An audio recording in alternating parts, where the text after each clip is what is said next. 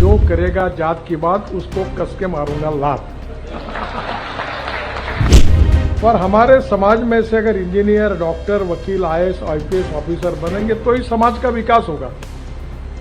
हमारे समाज में सबसे ज्यादा आवश्यकता कही है शिक्षा की तो मुस्लिम समाज में।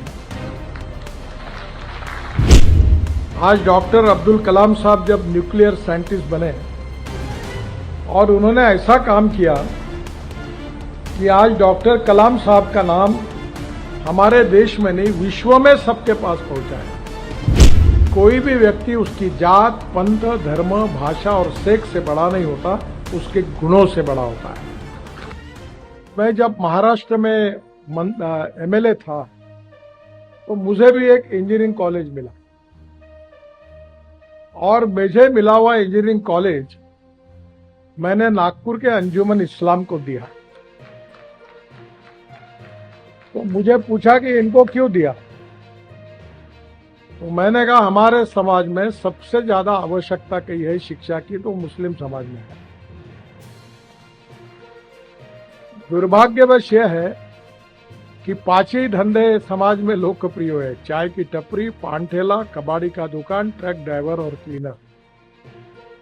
पर हमारे समाज में से अगर इंजीनियर, डॉक्टर, वकील, आईएएस, आईपीएस ऑफिसर बनेंगे तो ही समाज का विकास होगा। और इसलिए हम मस्जिद में एक बार नहीं 100 बार नमाज पढ़े, पर विज्ञान और तंत्र विज्ञान को अगर हम आत्मसात नहीं करेंगे तो हमारा भविष्य क्या होगा।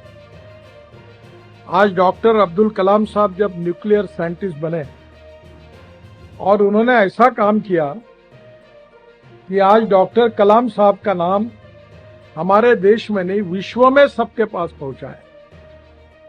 और इसलिए मैं एक बात पर विश्वास रखता हूं कि कोई भी व्यक्ति उसकी जात, पंथ, धर्म, भाषा और सेक्स से बड़ा नहीं होता, उसके गुणों से बड़ा होता है। और इसलिए हम जात, पंथ, धर्म, भाषा और सेक्स के आधार पर किसी को डिस्क्रिमिनेट नहीं करें। मैं तो राजनीति में हूं, यहां तो बहुत बातें चलती है, तो मैंने कहा नहीं, जो मैं मेरे हिसाब से चलूंगा, जिसको देना वोट देगा, नहीं देगा वो नहीं देगा। बहुत जाति वाले लोग मुझे मिलने के लिए आते हैं, तो मैंने उनको सबको मिलकर 50,000 लोगों में कह दिया, जो करेगा जात की बात उसको कस के मारूंगा लात।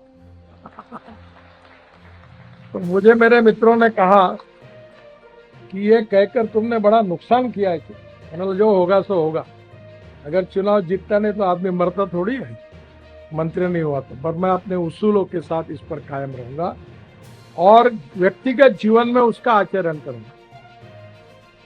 आज मुझे खुशी है कि अंजुमन इस्लाम से हजारों लड़के लड़कियां इंजीनियर बने। अगर ये मौका उनको नहीं मिलता तो नहीं बनते।